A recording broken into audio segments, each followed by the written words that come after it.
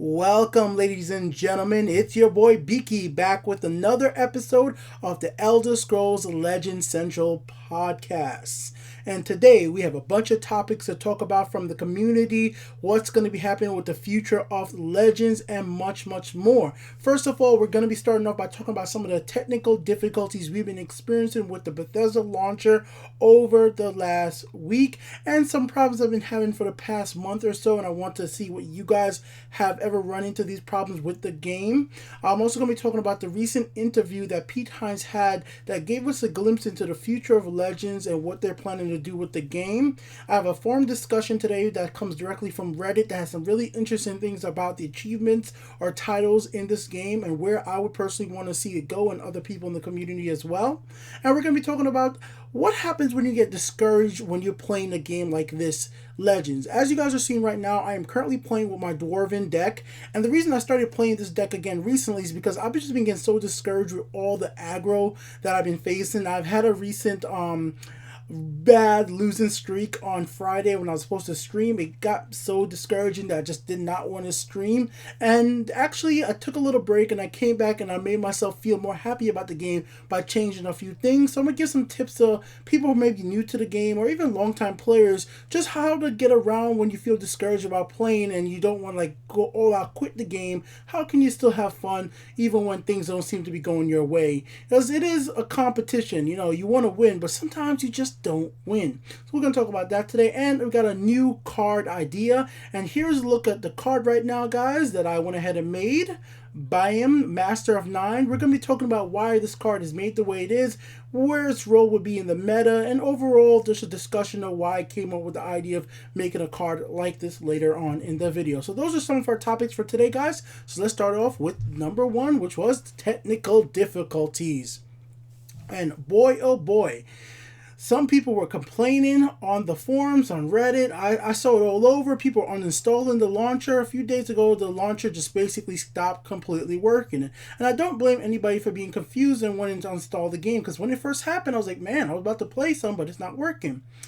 And it's not the first time I've ever seen the launcher have issues. In fact, I've run into it a few months ago where it just was not working. For it seemed like it was just me personally.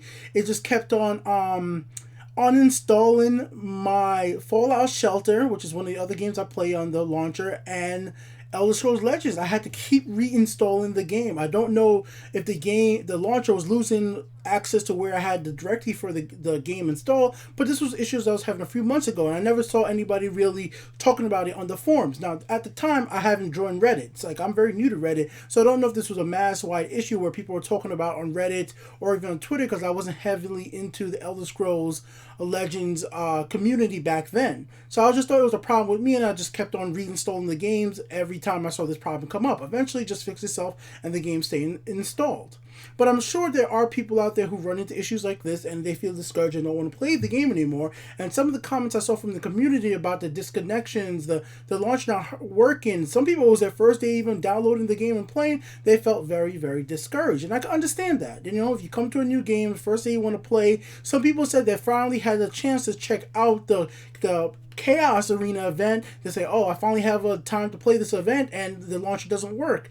And I'm not really sure if they're going to extend the event any longer than it already is, because they already gave us one extra day by starting it on, I think it was Thursday. So we have to see what they're going to do with that. But it actually got me to think about something else in the Legends, well, the Elder Scrolls franchise. What's going to be happening with the Elder Scrolls 6? So currently I do play, like I said, I have no problem playing Fallout Shelter on the launcher. I have Fallout 4, but that's through Steam.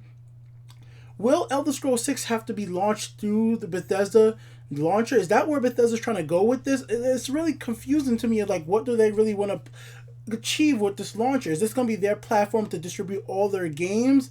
Is it just another Uplay or EA Origin platform where you can still go buy most of the games on Steam, and then you don't really need to open those things up as much as possible? Like, I'm just not really sure where the future of this is going to be. I mean, like, why can't Legend be on Steam? I mean, the more people get to play this game, the better.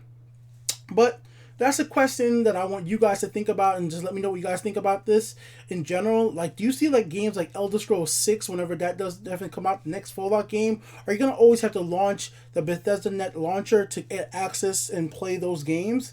I hope not, but we have to wait and see. I personally, I like the method that CD Projekt Red currently does, where they have the Galaxy platform, but I have Witcher 3, and I just download the Witcher 3 files and update them when I want to update them and play the game, and I like doing it that specific way.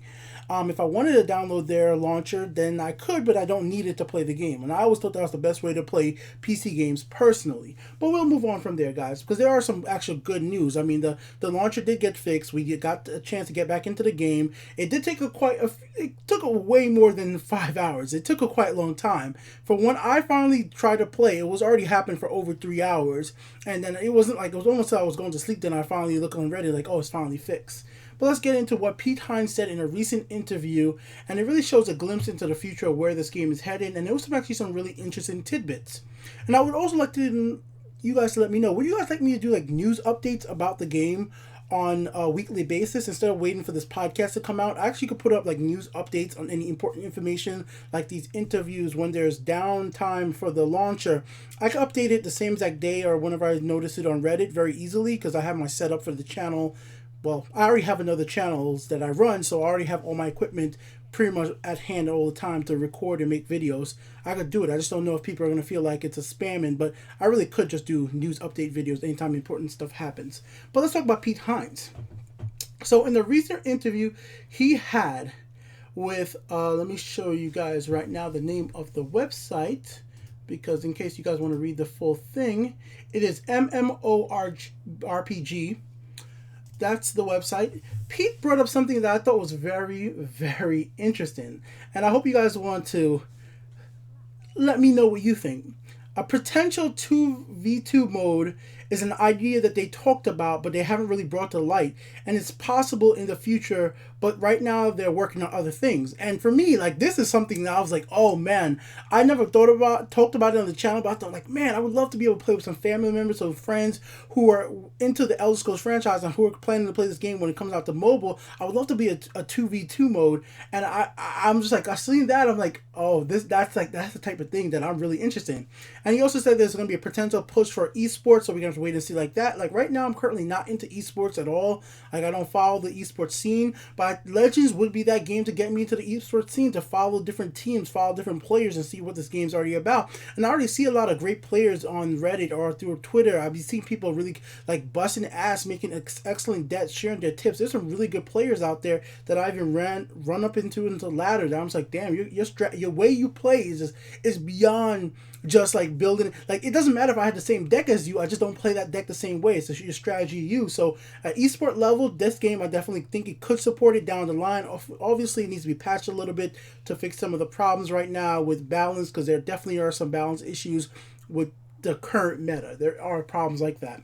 Another interesting thing he brought up was about the mobile version of the game. So the game right now is basically really ready for release, but they're trying to wait till they get the mobile version finished. But by mobile, they're actually trying to get the tablet versions done first, which to me is like, oh man, I like a tablet is not mobile for everybody, because not all tablets have 4G or 3G connections.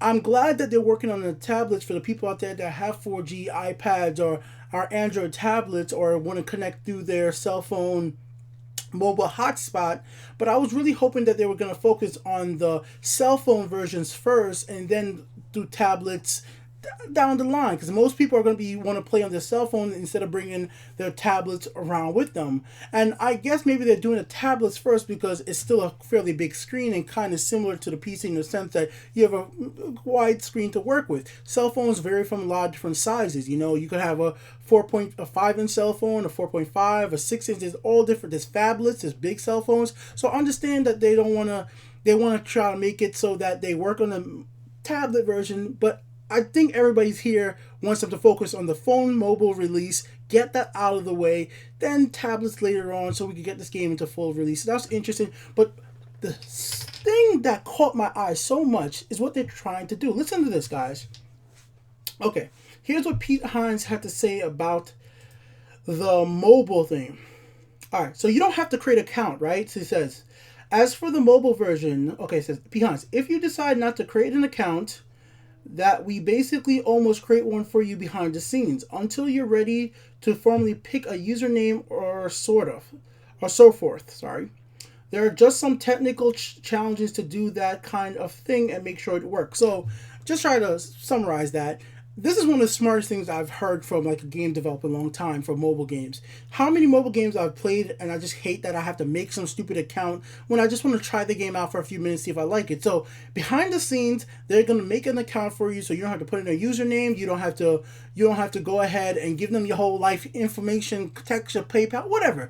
You get to play, jump in there, play some. Maybe you play up to the story mode, play the game, see how you like the game, and they'll keep some information for you in the behind the scenes. And when that player is ready to go ahead and really start going online, playing other players and do stuff like that, then they could jump in and do that. I think that's one of the smartest things they could do, because I know there's going to be so many players out there who like the Elder Scrolls franchise, but are not sure if they're going to like a card game. But if they make it very simple for a player to just jump right in, play the game without having to make an account. And I'm sorry, and I don't know if some people are going to disagree with me, but I really do think that making accounts discourage people from playing games sometimes. Sometimes people just want to jump in and just play immediately. They don't want to wait for anything. They just want to jump, go play. So them doing it behind the scenes for the players is a really smart way to come at this. And I can understand the technical difficulties from their side of actually managing that data. They don't want it to be like, what if they did allow you to get, like, you got a lot of rare cards apparently from the decks that you got while playing through the story mode or whatever it might be, and that person accidentally deletes the app, like, you know, stuff like that. They want to make sure they keep that account. If like, I would like for them somehow to like be able to link it to the device. I just think this is smart. Simple as that. I think it's a smart move, and I think it's going to help get more players into the game once it actually does come out on mobile.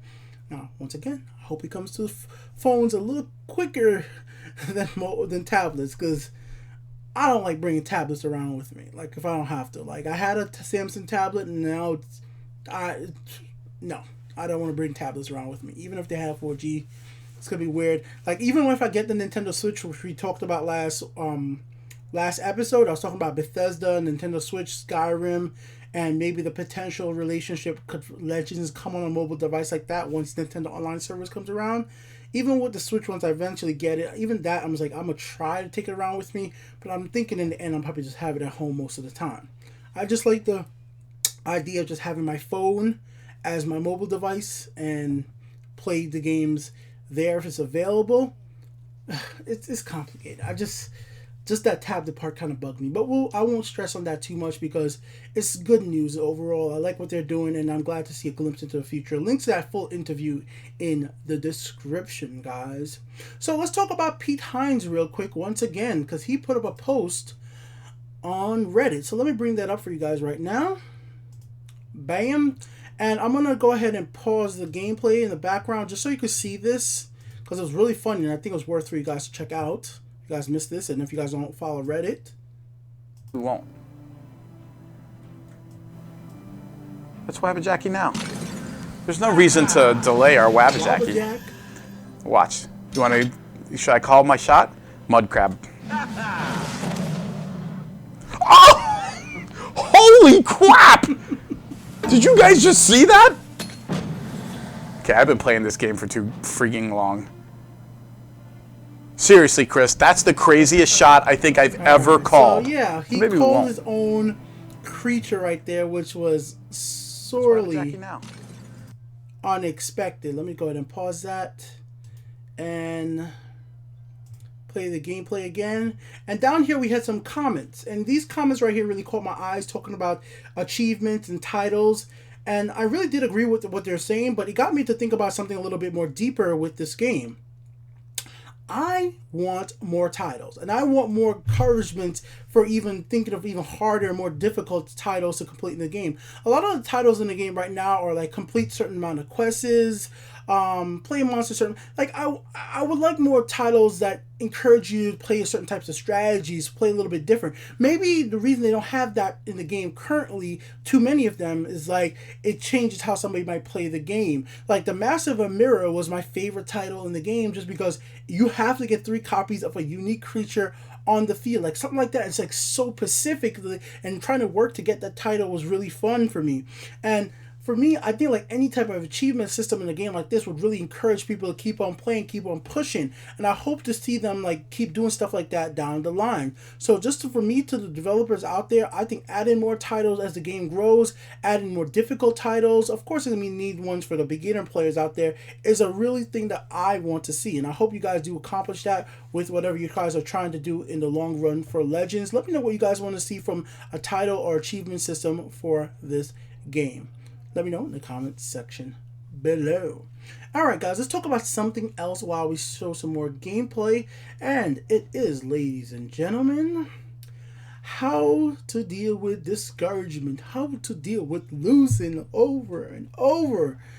So recently I ran into a really bad losing streak. Let me see if I can find you guys a picture of I took a picture of it, and I share a lot of stuff about this game on Twitter. Like, I'm very heavily a Twitter person these days when it comes to Legends. I'll share a lot of information about the game, what's going on. I talk with other players on Twitter. It's just a really easy place to find me if you guys want to talk to me anytime about Legends or gaming in general. You guys know I run another channel about video game industry, so gaming in general. Alright, so here we go. I'm going to restore it. I actually deleted the picture, so I'll restore it back to my desktop. That's not even the full one with all the matches, but here's just part of it for right now. So like, it was just like, I was just like, had an all ranked cat. I was just constantly losing, and it just felt horrible. It felt absolutely horrible, just losing over and over. And it got me so discouraged on that day that I was like, you know what? I don't even want to live stream. I don't want to make no videos for this game. It was one of those days where I was just like, why am I even playing? It's like one of the first time I was really like, why am I playing this game if like everything's just going to be so aggro heavy? But it's not like I have a problem with aggro. It's like it's a specific one, and it was a lot of times I was running into the combo where you have that arena card. Let me just see if I can look up the name. Sorry guys, don't remember it off the top of my head, but I'll just tell you guys, you'll know it. The card that's a support card that does 2 damage every single time it's your turn or your opponent's turn. And I ran into a bunch of people playing that card over and over. And yes, the deck works, and using it works out, and I just kept on losing. I'm like, I hate fighting this deck. I just hate fighting this deck no matter what deck I'm playing with. Even if I'm playing a Rocket deck, I just hate this. And then I was playing with the decks that were using Snake Tooth Necklace, and I just could not understand. Like I keep trying to use Snake Tooth Necklace, and I'm like, why is this damn card getting nerfed? It just, everything was just really building on me, getting aggravated, and I feel like I was like, why? And I just stopped playing for that day.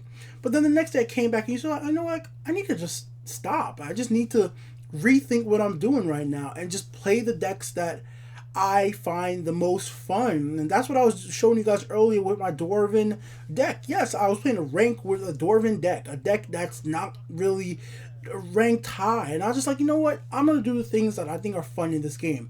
I'm going to go ahead and play some solo arena. And that's one of the best things I could tell people. When you're having a bad run, play some solo arena if you're okay with the aggressive ass AI. But I think the AI is very easy to manipulate, and just have some fun with that. Do some freaking regular arena. Just take yourself out of the rank play. It really is not that important right now to get to Legend. I just want to emphasize that, especially to the new players out there, because that's something I really had to think about, because I was pushing, this was mostly in rank, I was pushing like, oh man, I have to get to Legends, but I'm like, I haven't really cared about Legends that hard in months, so like, why am I really trying so hard to get to Legends? It truthfully really doesn't matter, like right now, until the game goes out in full release. When the game goes out in full release, when we get more expansions, because Pete Hines said in an interview as well, we will be getting more stuff like the Madhouse Collection. He loves what the Madhouse Collection did for the game, and people are playing with and using those cards like Altar Despair, which is Altar Despair's, I love what that game did for the meta. I think so many people are using that card in such different and interesting ways. So once we get these newer cards, once we see where things are heading, once we're out on the tablets, the mobile release for phones, and officially release, I think that's the time we should all try to focus very much on Legends. Don't stress yourself out on getting to Legend. Just get to the point that you get the 3 monthly reward cards, and then play some casuals. Play stuff. Take a break.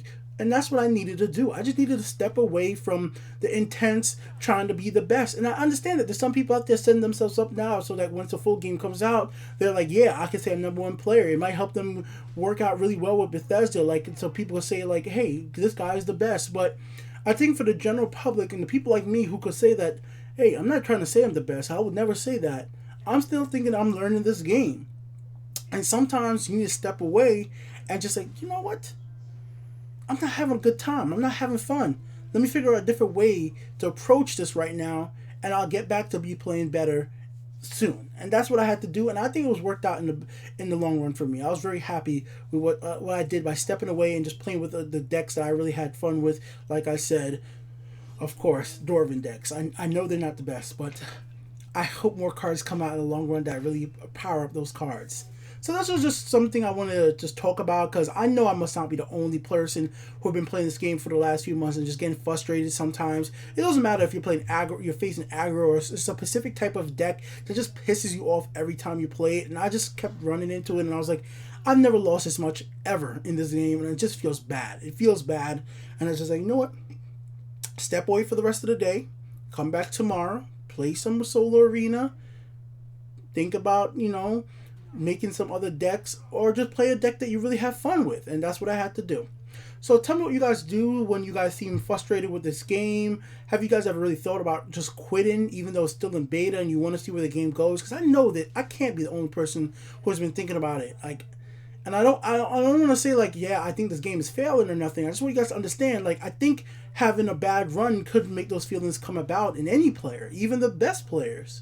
You just could be running into a situation where it's just like, what am I doing? Why am I putting so much hours into this game if I just keep on end up not doing good?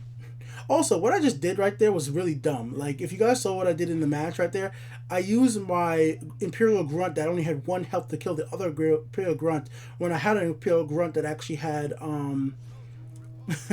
had 2 health, who could have kept my other one alive. So that was kind of a really stupid move. I ended up winning this match anyways. This is from my deck that I put together for my beginner's deck. So if you guys didn't see my recent deck builds, which I do deck builds every single Tuesday. So if you guys want to see different decks you guys could make for yourself or check out, come back on Tuesday. And this was a deck that I made that has no legendary cards, only 1 epic being Divine Favor, and all the cards don't need to be leveled up. It's a very easy deck to understand and play, and it actually could win in casuals and make you win early on in ranking. So it was something I wanted to make for the newcomers out there that actually was playable. Obviously it has some weaknesses, as you guys will see. It's not very good against guard type creatures.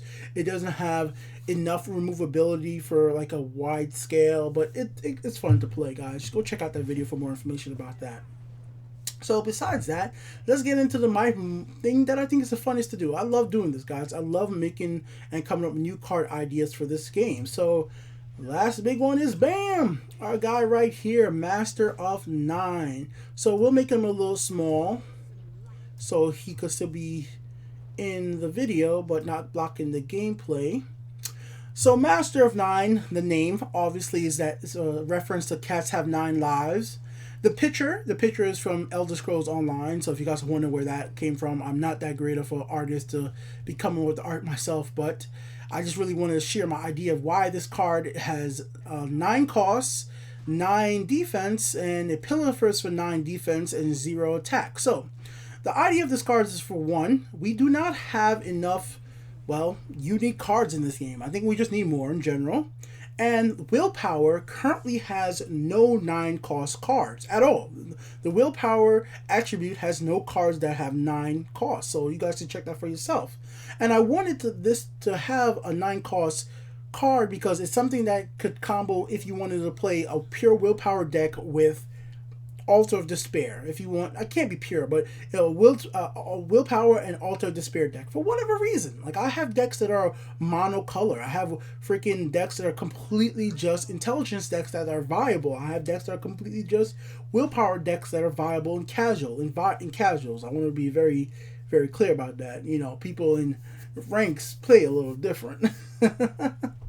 But yeah, that's one of the reasons. But I wanted something that was a Khajiit card as well that could really work well with things like Ring of Imaginary Might. A card like this and getting a Ring of Imaginary Might on it and then working him out with somebody that can Ring of Imaginary Might, right? If you have Ring of Imaginary Might playing with the Endurance, it works out really well. If you're playing with a monk deck, and you could have him with Master of Thieves equipped him with an item. He becomes a really good guard, and he can attack twice with Master of Thieves. I just think it'd be interesting to focus on him having really good defense, but the only way for him to get that defense powered up is by equipping him with an item or having Divine Favor on the field to power him up. So that's one of the other ways he could get an actual 1 damage by having Divine Favor. So that's exactly why I was thinking, like, instead of having this card be in the agility, let's put him in Willpower, which has Divine Favor, cards like that, things that power up guards,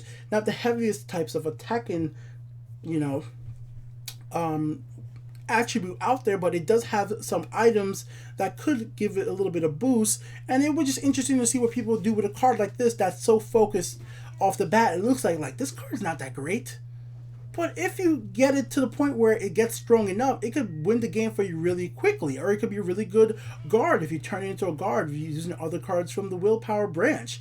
It could really turn into a 2-hit KO if it get freaking Ring of Imaginary Might. Like, my goodness, that combo would be crazy. Let's say if you get this on the field, if your opponent has a lot of health, well, and it could be dangerous stuff. So I just like the idea of something like this. Instead of focusing on Khajiit cards instantly always having super powerful,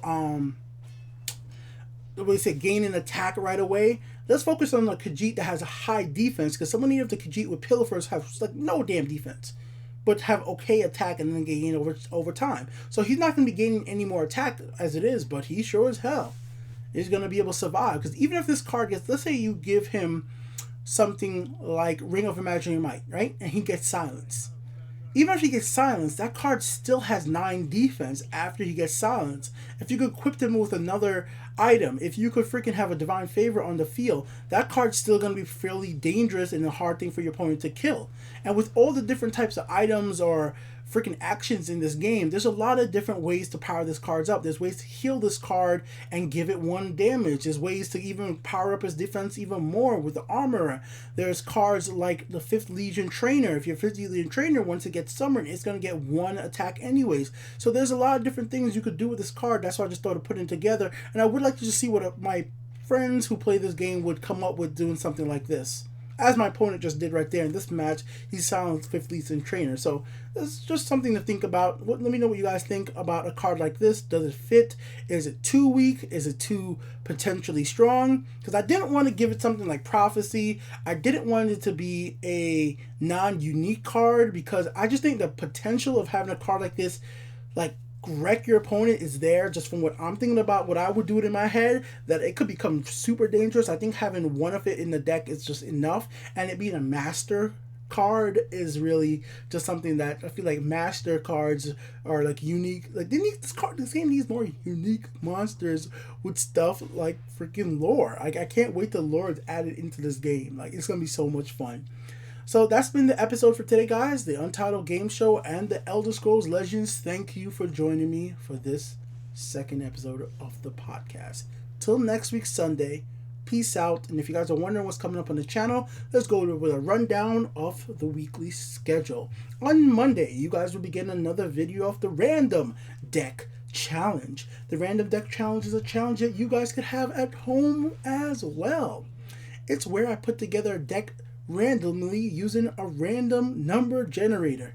So for the folks out there who hates random shit, this is not for you. But the people who want to see some funny ass deck builds, completely made by random number generator, and it has to be on a time limit and go online and win with the deck, well, go watch that video. Next up on Tuesday, I got my deck overviews or deck builds. That's where I either go ahead and build a deck, or I try to highlight a deck that I've seen somebody else make and just really promote that deck, either from Legends Deck or somebody I know from Twitter who's doing something unique or interesting that I haven't really noticed before. Moving on from there, Thursday is usually my card reviews, Fridays live streams, and Sundays a podcast. Wednesday and Saturdays are just my off days, but don't fret, sometimes I upload videos those days as well. And like I said, I'm thinking about starting sharing news information the moment it comes out. So if things like the launcher goes down, if we have a new announcement from Bethesda about the game or Direwood, well, if I'm thinking about actually starting to announce that stuff on the channel so you guys stay informed, because I know there has to be people like me who were playing this game for months before ever joining Reddit. Like, I was playing this game for many months in open beta before I ever looked at Reddit to keep updated, or before I even went to the forums. So there has to be more people not watching Reddit, not looking at the forums, that are playing the game, who don't know about the little stuff like when the launcher goes down, and might be subscribed to our YouTube channel about the game. So till next time, peace out. Once again, I really do want to know what you guys think about a card like this. I'll be posting it on Reddit very soon anyway, so you guys check it out. Laters.